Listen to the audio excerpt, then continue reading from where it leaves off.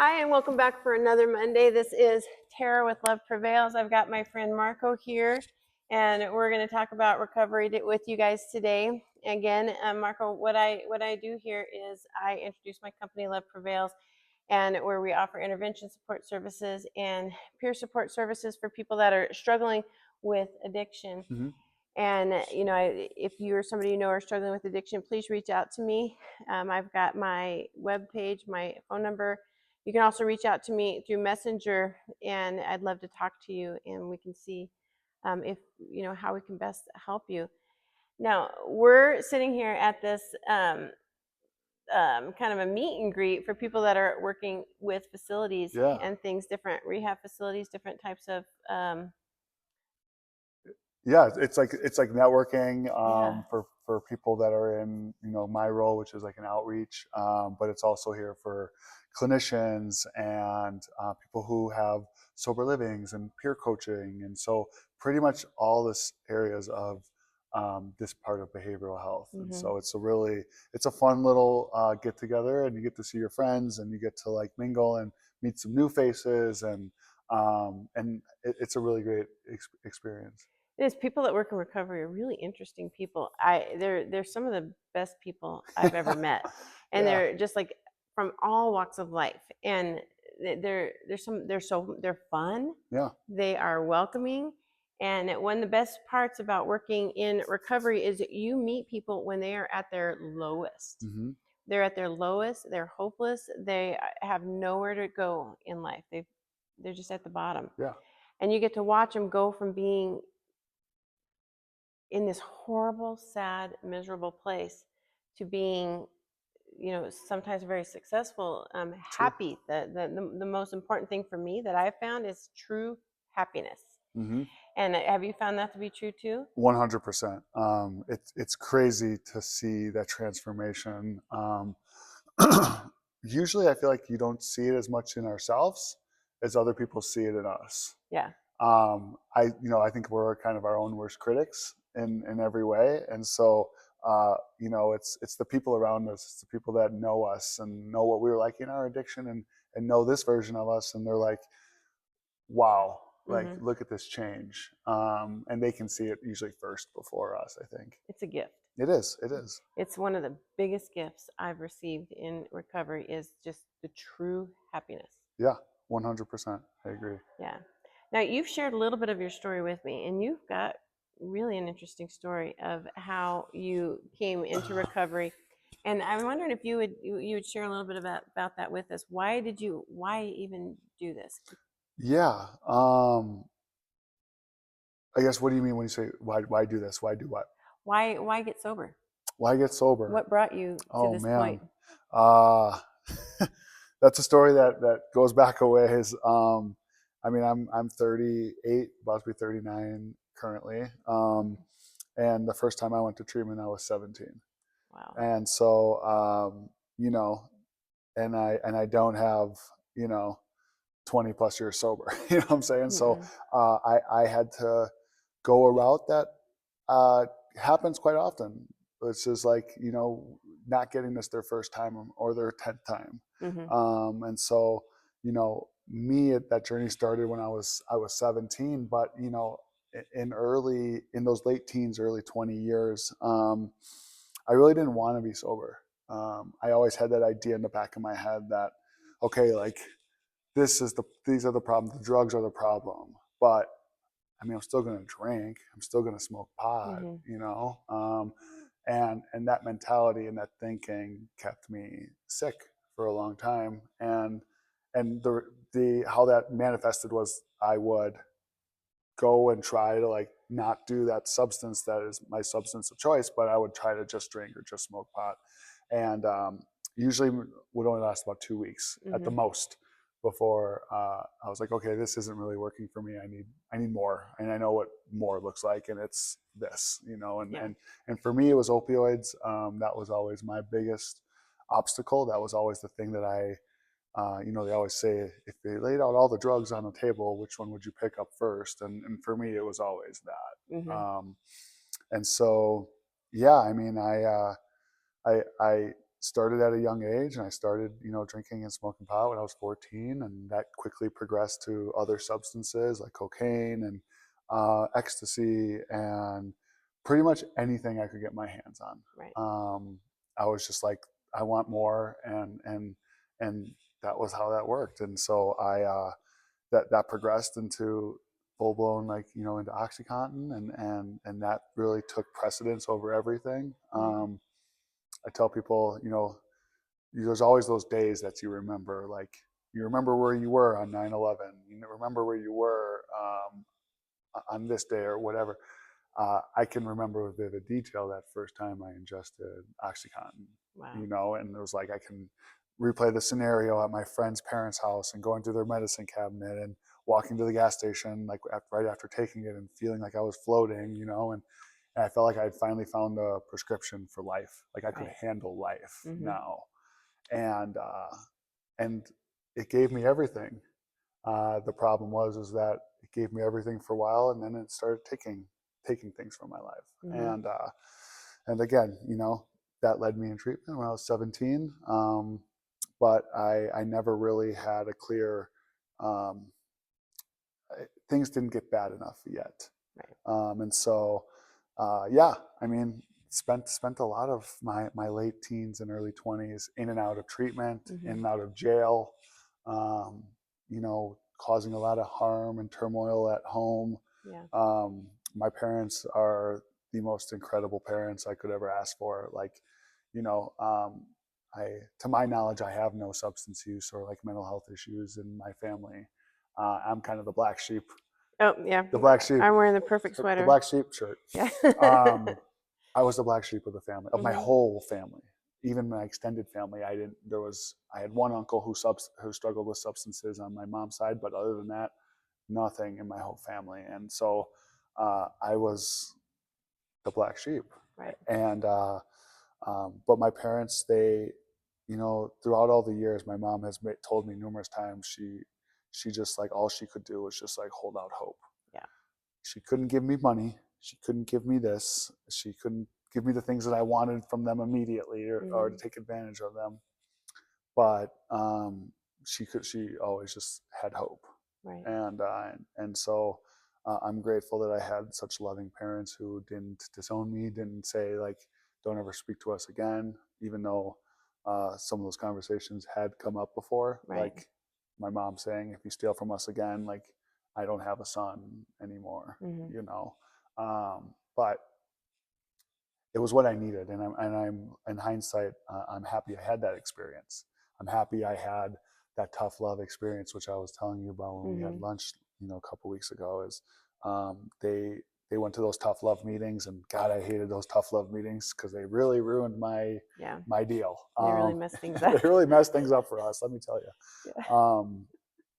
But no, it was, in hindsight, I'm happy that I had that experience, and, like, because if they would have kept enabling me, I don't know if I'd still be here today. And what that would look like is, who knows what that would look like. So I mean, that was like my early years. I guess, do you want me to go into more about like leading up to currently a little bit, or? Well, let's talk about that in a minute. Let me ask you a couple questions. So first of all, you mentioned starting when you were 17, trying to get sober. Correct. That's a tough age. Really tough. To get sober, because that is when I'm going to use quotation marks because you're not of age, but when you should be out having fun, when most kids are out having fun, when you're drinking and experimenting in life. And that's when you were having to get sober. That's tough. Yeah. And you're absolutely right. That's the people and I've met people. I have friends I know that have gotten sober at 15, 16, 17. And I was like, how is this even possible? And I remember, like, because I had been to treatment at 17, I was in no way, shape, or form ready to do recovery, do sobriety. And it's an incredibly tough age to do that, because everyone else you're that guy at the party that's drinking with everyone else, but then you're the one drinking 3 times as much Yeah. and sneaking off to the bathroom to go like do pills and do cocaine, and stuff like that. And like, And hiding when your friends were trying to leave. yeah, and like people would be like, we all like to party, but Marko likes to party a little bit more. Right. So it's an incredibly tough age, because of like our social environment, Yeah. and social norms. Mm-hmm. You know, I've I've I've had the opportunity to meet plenty of young people who are under the age of 21 trying to get sober, and some of them have maintained longer term sobriety. Um, but it's an incredibly difficult challenge, especially ones like who go to college. Mm-hmm. Like I've met people who go to CU and they go to like these young people's meetings and stuff, and I've met them and they're in college, and Mm-hmm. they have to deal with like that environment Yeah. as well, and trying to be sober in that environment. It's a lot of peer pressure, and there's a lot of like, our disease can be very Mm-hmm. cunning of like, maybe I can try this again. Right. Maybe I'm a big 12-step guy, and Yeah. so there's a part in the book of like trying, like the great obsession of every abnormal drinker is that one day he'll be able to control and enjoy his Right. drinking again. Right. It's a profound statement, and it's one of those messages in the book that just like smacks you in the face, and it's Mm-hmm. just like, that is the great obsession. Yeah. It really is. So anyways, but Right. And you mentioned another thing that you went to treatment multiple times. And I actually was working with somebody a couple weeks ago. And the first thing she told me when she called is, my daughter has been in rehab multiple times. This isn't going to work anymore. But the truth is, it's not one and done for everybody. There are a few people who it's one and done. They make the decision, they move on.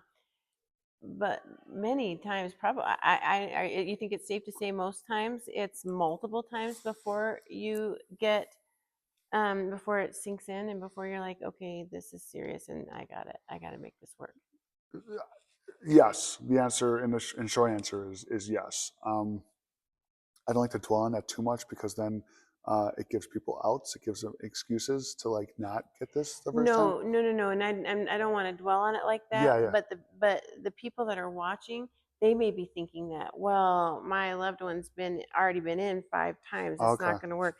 So no, I agree. I don't want to give anybody an out, because the truth is it's an addiction that's going to kill you. Yeah, yeah. So definitely don't want to give you an out, but I also want to give family members a place to start, some encouragement that, okay, well, maybe this time, you know what I mean? Yeah, and you're totally right. And wasn't implying that. I was just like saying like, No, but I think clarifying is smart. yeah. And for parents out there listening, and or people who are struggling with addiction are listening, my experience is that I've been to treatment 23 times in my life, and so people, not many people have had to necessarily do this that many times, and I was just a very stubborn person, and a lot of those times too, don't get me wrong, like we're in early days when I really didn't actually want to be sober, Right. but we never know when the time is, when the light bulb just like turns on. Did rehab facilities, did you go back to the same ones or did you go to different ones? And did they finally get to a point where they're like, listen, we can't help you anymore? Because I've known friends that's happened to. Yeah, I mean, I didn't go back to the same one. Maybe like I've gone to a couple of them twice, but then my own ego wouldn't allow me to go back to them. Right. It would be like, okay, I'm going to go somewhere else. They didn't do right by me. They didn't Yeah. help me. I need to go find it, or whatever. But in when I can stop and actually really take an appraisal of the situation, it was because my ego was like too hurt to like go back to that place. Right. Even though that's not the case. It's me. It's my own problem, and like it's not the facility that I went to. So No, I've actually known a couple people that got sober, and I don't want to say names of facilities because it may work for some people, but at facilities right off Skid Row, and some that have gotten sober at more expensive facilities, and the ones at expensive facilities did not necessarily stay sober, whereas the ones off Skid Row did. So the bottom line, it comes down to whether you want it or you don't. 100%. You can have the most luxurious, beautiful, bougie treatment experience, and if you can't get down to the nitty gritty and the meat and potatoes of why do I do this? Why do I guess in layman's terms, like the clinical pieces of this, like really understanding, like taking a deep dive into like myself with a therapist and say like, hey, like this is, these are things that came up for me, whether it's childhood trauma or, I mean, the list goes on really, like with like different things that cause us to like feel like we can't just deal with life and we need these substances. Yeah, I mean, it's not the facility. It's like how willing someone is to put in the work. It's deep in you. Totally, and it's really like how willing am I? And you know, a statement I say to people in active addiction who I'm trying to help get into treatment all the time is, our plans suck. We suck at making plans. We think we come up with these really great ideas and these ways of managing and planning, and it almost always fails. And we suck. We suck at managing our own life. So I'm gonna like remove that and just say, you know what? I suck at managing my own life. You manage my life for the next 30 days or the next 3 months or whatever that looks like. And then you slowly get back into managing your life. Yeah, and slowly you start incorporating, as time goes on, you start incorporating like more things into your life to like be like able to go into any situation and be able to navigate it appropriately. You know what I'm saying? So right. Yeah. So why do you stay? What makes you stay sober? One, I just got married. Very beautiful. Yes, Very beautiful wedding. It kind of ties into. But she doesn't keep you sober. She doesn't keep me sober. I mean, you're going to have a fight and go out and get wasted if that's the case. Seriously, yeah. Exactly. You're absolutely right. I was saying that kind of like. No, I know. It's like that's a gift of this deal, is like finally having a beautiful wife and a beautiful wedding and like having beautiful friends and beautiful relationships and all those things are a result of sobriety. But for me personally, like I truly believe it, you know, and I hope I don't like some people's ears that are listening don't like turn off to this, but like it's a spiritual deal. It is, like, for me, it's a spiritual deal. Whatever that looks like for the person is totally fine. It doesn't have to be one clear path. But for me, I had to really dig into like my spiritual condition and really dig into like practicing some type of like allowing some type of spirituality into my life. Yeah, that's me personally. So right. And when you say spirituality, that does get misconstrued many times with religion. Totally. And so and that was something that was really, really difficult for me to separate, because I'm a pastor's daughter. Okay. And so I grew up with, you know, spirituality, but it was intertwined very heavily with religion and church. And so when I had to get sober, and that was the hardest thing for me to come to terms with, is for me, spirituality and religion were the same. And I finally realized one day, and it took a long time for me to figure it out, that it's not the same. Yeah.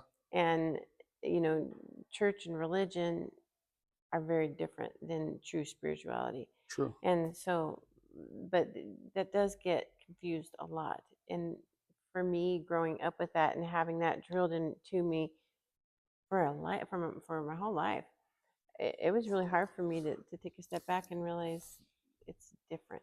It's 100% different. For some people, it's not. For some people, their conception of spirituality is ingrained in their religion, and they're proud of that. They're happy about that. Yeah. And that's fine. For me, I kind of am in the same category as you, where I did not.